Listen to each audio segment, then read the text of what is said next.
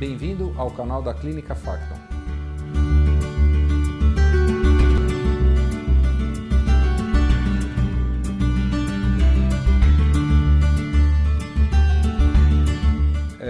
Hoje faremos uma entrevista com o Dr. Alisson Nakamoto. Ele é médico cardiologista, um médico super conceituado aqui em São Paulo. Ele é diretor médico de uma multinacional da indústria farmacêutica e a gente tem uma série de perguntas bem interessantes, como, por exemplo, o que eu devo fazer como cirurgião ou como paciente para me preparar para uma cirurgia?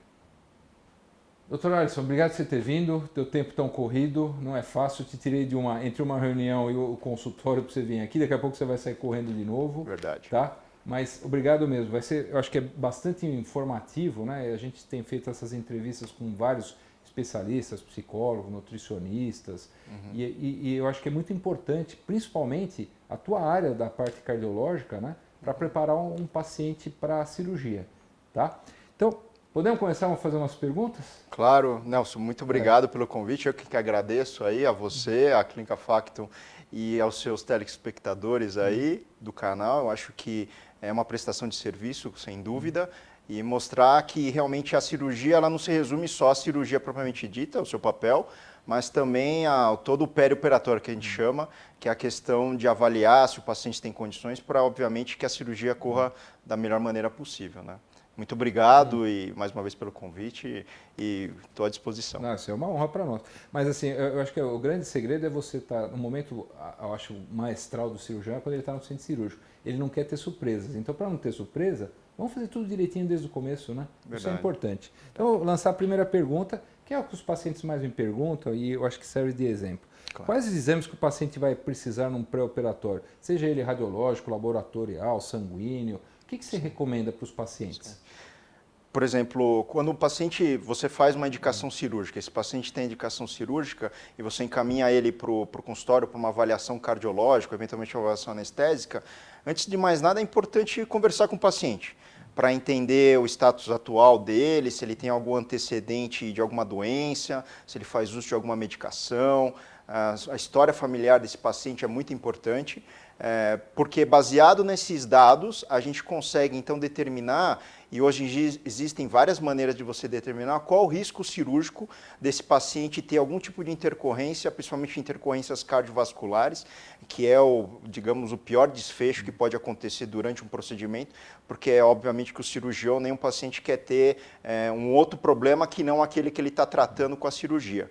Então, hoje a gente tem à disposição uma série de critérios clínicos, o mais conhecido era o ASA, que era pela Sociedade de Anestesiologia, mas hoje a gente tem os critérios que a gente segue as sociedades de cardiologia, elas determinaram já critérios de avaliação de risco dos pacientes do ponto de vista cardiológico, e grande parte dos scores e dos valores de pontos que a gente coloca estão relacionados a esses antecedentes. Então, baseado nessa história, a gente então determina se esse paciente precisa ou não realizar exames complementares. Então, obviamente, com uma consulta bem feita, uma anamnese, que a gente chama uma avaliação, uma história prévia desse paciente, mais um exame físico detalhado, você consegue estipular se esse paciente ele se encontra classificado como baixo, um risco intermediário, um elevado risco de ter algum evento cardiovascular. E, obviamente, a gente tem que considerar o contexto cirúrgico. Então, a gente sabe que um paciente que vai para um pré-operatório, ele pode ser por uma cirurgia eletiva, ou uma cirurgia de urgência, ou uma doença que é uma doença crônica, que ela não tem tanta urgência em ser realizado o procedimento, ou algo muito grave, como um câncer, por exemplo, onde a cirurgia tem que acontecer, senão o paciente pode vir a óbito em decorrência da patologia. E em detrimento disso, a gente vai determinar qual o risco e compartilhar justamente com o cirurgião e com o paciente qual o risco que ele tem de ter alguma intercorrência no intraoperatório. Mas são raras as situações onde a gente contraindica uma cirurgia. Então, a gente trabalha em parceria com vocês, cirurgiões, no sentido de a gente tentar minimizar o risco de complicações no perioperatório desses pacientes. É importante que exista um protocolo que deve ser seguido, não é achismo. Sim. Tá? E aí, dependendo da situação, se é uma emergência ou uma situação eletiva, a gente tem situações que a gente tem mais conforto ou que a gente tem que agilizar para poder fazer o procedimento, tirando a situação de emergência, né, de uma cirurgia de urgência. Inclusive, às vezes você, por exemplo, dependendo do porte cirúrgico, se ele é uma cirurgia oftalmológica, por exemplo, muitas vezes você não precisa adotar nenhum exame adicional, senão a história física, o exame físico, a história, a anamnese desse paciente. Mas, por exemplo, uma cirurgia de grande porte, uma neurocirurgia, uma cirurgia que envolve a cavidade abdominal, que é o seu caso, uma gastrocirurgia, onde o porte, o tempo cirúrgico ele tem de ser maior e o trauma cirúrgico ele é mais considerável, você sim tem que abrir mão de exames complementares, aí uma prova de estresse para checar se esse paciente tem algum problema cardíaco, alguma arritmia, checar se a hipertensão dele, se ele tiver história de hipertensão, está bem controlada, se ele tiver diabetes, se o diabetes dele está bem controlado, se ele tem alguma história de uma doença prévia cardiológica, se ele é tabagista, se ele tem alguma doença pulmonar, tudo isso faz parte da avaliação e baseado nessa avaliação individual, por isso que é muito importante não ter uma receita de bolo, mas sim avaliar a cirurgia, o porte cirúrgico, a urgência de fazer ou não essa cirurgia, a história do paciente, exames complementares para tomar essa decisão. Então, acho que é um universo muito complexo que é muito peculiar de cada um desses pacientes. Cada paciente é um paciente e cada paciente vai requerer um determinado tipo ou não de exame, seja ele mais complexo ou mais simples, baseado em todo esse histórico. E assim, é lógico, com diferença de idade, o jovem vai precisar de menos exames, que tenha menos comorbidades, e o paciente mais idoso vai precisar de mais cuidados. Com certeza. Eu acho que a idade é um fator crítico, faz do paciente idoso, normalmente, é um paciente mais frágil, né? Então, acho que ele tem outras comorbidades. Então, normalmente é um paciente que já tem hipertensão, pode desenvolver uma arritmia cardíaca, tem já um comprometimento renal, algum comprometimento vascular prévio. Então, isso tudo tem que ser checado e, obviamente, você tem que analisar com um critério maior, talvez, do paciente idoso, do que um paciente mais jovem. Mas isso hoje em dia, nos mundos de hoje, isso também não determina nada. Quantos pacientes idosos que você vê que ele está num good shape, né, que a gente chama, está em boa forma e que realmente talvez ele esteja melhor até que um paciente mais jovem que está cheio de comorbidades, está mais obeso, etc. E eu vou te pichicar. Então, por exemplo, se eu pego um paciente jovem, meia idade, teste ergométrico perfeito, todos os exames de sangue ele traz, você indica uma cirurgia, mas ele tem um antecedente de cardiopatia na família. Certo. Você acha que você ficaria satisfeito, por exemplo, só com o teste ergométrico? Ou você faria mais algum exame se de repente tivesse alguma coisa que chamasse a atenção de uma cardiopatia, tipo uma isquemia, ou um risco de infartar, ou alguma coisa? Sim, sim. Isso é até relativamente comum, né? Óbvio que esses exames de check-up que são recomendados para a prática de atividade física ou para acompanhamento do status de saúde, ele tem uma sensibilidade muito grande, ou seja, então ele avalia uma enormidade de patologias, de comprometimentos cardíacos e dá um status geral desse paciente. Entretanto, quando você tem uma história familiar, e hoje a história familiar de doença coronária precoce, principalmente, ele é considerado um fator de risco bastante importante para desenvolvimento de doença coronária precoce, talvez valha a pena você aprofundar ainda mais, checar o perfil metabólico, realmente se os níveis de colesterol dele estão ok, se ele tem alguma evidência de aterosclerose, né, seja no ultrassom, no raio-x, se tem algum sinal de calcificação de alguma artéria ou alteração de carótida. Às vezes isso já pode ser um indício de que ele já tem uma doença aterosclerótica incipiente e que provavelmente a gente precisa rechecar o status que numa situação de estresse, principalmente numa situação cirúrgica, pode desencadear um evento cardiovascular maior. Obviamente, como eu falei, a anamnese é muito importante. Se esse paciente for extremamente ativo, fazer atividade física, não tiver assintomático e um exame dessas provas isquêmicas já normal, a chance, dependendo do porte cirúrgico, de ele ter algum tipo de intercorrência é pequeno. Mas eu acho que, nem mais uma vez, repito que é importante a individualização da avaliação. Então, cada caso é caso, eventualmente nessa situação vale a pena você complementar com um exame um pouco mais sofisticado, angiotomo de coronário, uma cintilografia. E aí, quais medicamentos você deve suspender antes de fazer uma cirurgia e quais pode ser tomado na véspera do remédio? Então, exemplo, remédio para para metformina, por exemplo, para diabetes, Perfeito. o dente vai ficar em jejum, pode dar uma hipoglicemia no É. pós-operatório, ou por exemplo, um remédio para pressão, que pode interagir com as medicações que nós damos de pré-anestésico, que pode ter uma hipotensão. O que se orienta para a gente?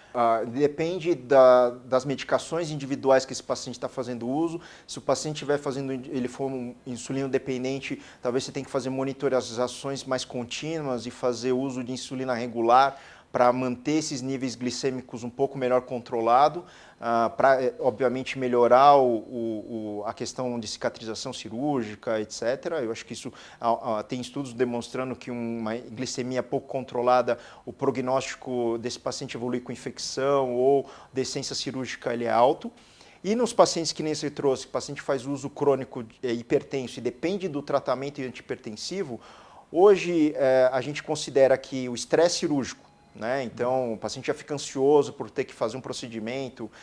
Muitas vezes o paciente, se você suspende a medicação 24 horas antes, às vezes se esse paciente é muito hipertenso, no estágio mais avançado, ele chega no intraoperatório, no pré-anestésico com uma pressão muito elevada, e isso acaba sendo critério, às vezes, de interrupção ou postergação do procedimento cirúrgico. Então, baseado nisso, frente aos anestésicos que hoje tem disponível e pelo conhecimento que o anestesiologista tem, a gente recomenda até o uso da medicação na noite anterior e até, às vezes, em alguns casos, dependendo do nível pressórico, do estágio de hipertensão, até tomar com pouco líquido mesmo o comprimido do antihipertensivo na manhã do procedimento. Obviamente respeitando o porte cirúrgico, as questões de hipertensão individual de cada um, mas por isso que a gente precisa realmente entender melhor o paciente, a cirurgia, conversar com o cirurgião para ver qual o trauma cirúrgico, a extensão da cirurgia, qual tipo de anestesia que esse paciente vai ser submetido, para então adequar e evitar complicações. E anticoagulantes, tipo aspirina, ácido acetilsalicílico, os anticoagulantes, né? Sim. Também, por exemplo, o ácido acetilsalicílico a gente 3 dias antes, tá bom? Então, depende também, mais uma vez. Hoje a gente sabe que dependendo do tipo de cirurgia, hoje cirurgias oftalmológicas, algumas cirurgias, alguns procedimentos como uma endoscopia, uma colonoscopia, onde você não vai fazer biópsia, etc., você nem precisa suspender o uso do antiagregante plaquetário ou de um anticoagulante oral.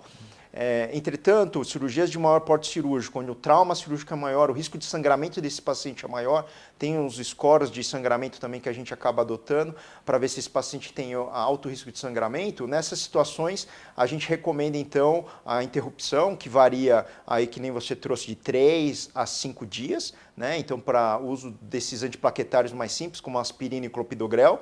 E no caso de prasugrel ou ticagrelor, normalmente de 5 a 7 dias de interrupção, dado o efeito mais potente do medicamento. E você usa injeções subcutâneas para controlar? No caso, por exemplo, de um paciente que faz uso de um anticoagulante oral, né? Hoje melhorou muito com os novos anticoagulantes orais, né? Então esses de ação direta, onde a meia-vida deles é de 24 horas, hoje a gente consegue manejar melhor sem necessidade de ponte, que a gente chama, que é o uso da heparina injetável como ponte, como a gente fazia no caso de quem toma varfarina, né, o Marevan, né, o nome comercial. Nesses casos que você tinha que suspender pelo menos 7 dias, fazer uma transição pelo tratamento injetável, só nessa condição do paciente que toma a varfarina ou antagonistas de vitamina K.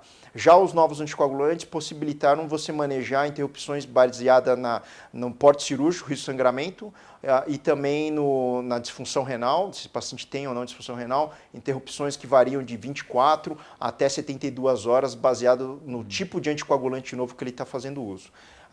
Para esses novos, você não precisa fazer ponte, inclusive tem estudos mostrando que se fizer ponte com heparina, você aumenta o risco de sangramento desse paciente durante o procedimento cirúrgico. Então nenhum cirurgião está brigando com você quando você deixa o remédio. Ninguém te liga xingando depois. Existe ainda, infelizmente ainda existe, porque eu acho que... porque eu fico apreensivo. O cirurgião, o endoscopista, eu acho que é importante por isso ter essa conversa muito próximo uma equipe multidisciplinar. Exatamente, eu acho que é fundamental essa conversa entre o cirurgião, o cardiologista, o anestesista, para que realmente a gente converse entre realmente num consenso a respeito do que é melhor para aquele paciente como indivíduo, baseado obviamente naquilo que você tem pretensão, seu planejamento cirúrgico, e naquilo que eu posso contribuir ou não para que você faça o procedimento e que o paciente tenha a cirurgia transcorrida da melhor maneira possível. Esses pacientes até internar de véspera, pedir alguns exames. Sim, é fundamental. Porque operar e internar de manhã, já operar no mesmo dia, até para ter maior controle, né? Inclusive, obviamente, isso depende da situação. Então, se é um paciente eletivo, a gente tem uma conduta. Se é um paciente de emergência ou urgência, a gente vai adotar outras condutas que são necessárias. Muitas vezes até, eu acho que é importante até pedir alguns exames para testar coagulação e outros exames que, numa situação de urgência, você precisa, pelo menos, para que você tenha condições cirúrgicas desse paciente, submeter esse paciente ao procedimento. Alisson, além disso que a gente conversou, tem alguma droga específica que você fala não deve ser tomada porque vai interagir, vai piorar o remédio? Listas e listas, porque a gente, às vezes os pacientes sonegam algumas informações que são vitais, né? Às vezes o uso de drogas, ou o que seja. Mas assim, medicamentos listos, tem alguma coisa que você recomenda que não se deve tomar ou não? Eu acho que assim, que nem você falou, eu acho que uma avaliação pré-operatória é muito importante a conversa, bem franca com o paciente, para realmente entender.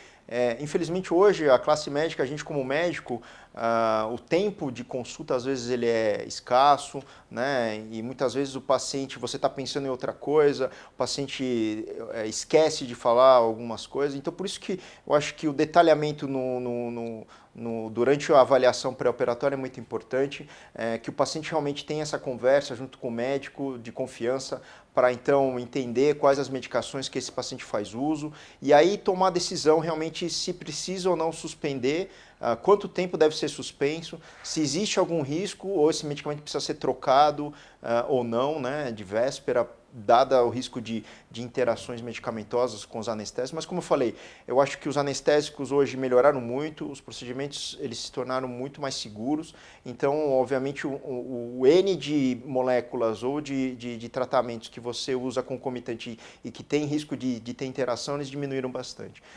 Obviamente que existem sim alguns tipos de vitaminas, por exemplo, ginkgo biloba. Ginkgo biloba, que todo mundo toma como vitamina, ele é conhecidamente como antiagregante plaquetário e que numa condição de estresse cirúrgico grande pode aumentar o risco de ter um sangramento e o paciente necessariamente ter que usar, aumenta o tempo cirúrgico, tem que tomar transfusão sanguínea. Então, quer dizer, por causa de um detalhe, às vezes, que você acha que é algo que tem uma importância pequena, mas é importante compartilhar com o médico, seja do cirurgião, seja com o cardiologista ou clínico geral que está fazendo a avaliação. Eu não vou, então, você já me respondeu brilhantemente a respeito dos usos de anticoagulantes que a gente usa, até para cirurgias de grande porte, que existe uma escala, né, que é feita no hospital. Sim. De acordo com essa escala, eles orientam se você... A própria programação do computador já informa. Esse paciente é de alto risco de ter uma complicação tromboembólica. Perfeito. Usaremos tal medicamento. Perfeito. Então lá a gente tem essa escala, a gente segue isso. Então até não vou nem te perguntar isso, mas quais os exames que a gente... às vezes você faz um monte de exame de sangue, tudo bonitinho, vão detectar que você pode ter uma hipo ou hipercoagulabilidade. Certo. Qual o risco que eu tenho de sangrar mais? De repente, eu tenho uma doença genética familiar que não foi detectada e, de repente, você pode ter um tromboembolismo ou ter um sangramento. Tem exames que são falso positivo, negativo. E como é que você capta isso? O que você recomenda? Habitualmente, na avaliação pré-operatória, justamente para detectar se esse paciente tem essas alterações sanguíneas que você mesmo comentou, Nelson, acho que é importante você fazer os testes de coagulação. Então, tem os testes de sangramento, tem os tempos de protrombina, tempo de tromboplastina ativada. Então, são testes que, um próprio hemograma simples, você consegue tentar identificar se esse paciente tem algum distúrbio de coagulação. Obviamente que as condições protrombóticas, que nem você comentou, que são as trombofilias, que são alterações genéticas, você vai conseguir muitas vezes tirar a história prévia, se tem história familiar, se esse paciente já teve algum evento semelhante relacionado a algum evento tromboembólico. No caso de mulheres, se ela teve abortos recorrentes, que também é um outro fator que pode ter alguma significância em correlação com trombofilias. Então, acho que, assim, de uma maneira geral, você pede o teste de coagulação completo, que envolve esse teste de sangramento, teste de coagulabilidade, tempo de protrombina, que são os exames habitualmente mais comuns. É fidedigno, é confiável.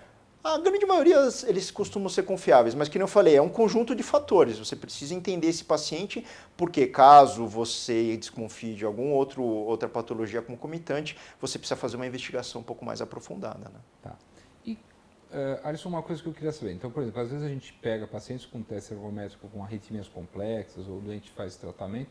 Como é que a gente faz para conduzir esse paciente? Então, eu sei que esse doente vai para uma mesa de cirurgia e que o estresse cirúrgico pode piorar essa arritmia. Tem alguma coisa que se orienta para o anestesista, para o cirurgião e para o próprio paciente para fazer o procedimento com segurança? Sim. A maioria das arritmias, aí também é, mais uma vez, a gente precisa classificar qual arritmia que esse paciente tem.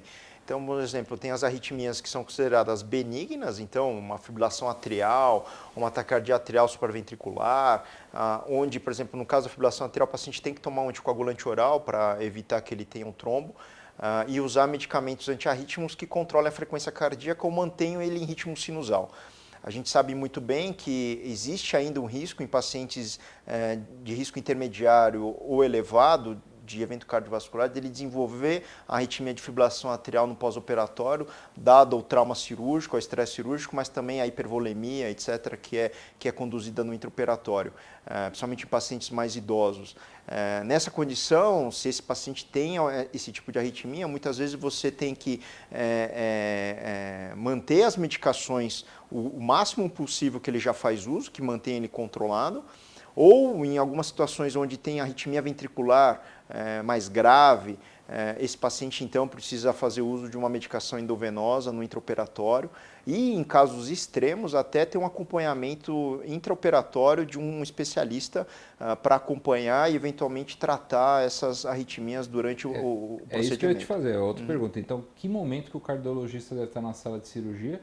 Eu acho que a grande maioria não precisa, mas Sim. No caso das arritmias complexas, Sim. precisa.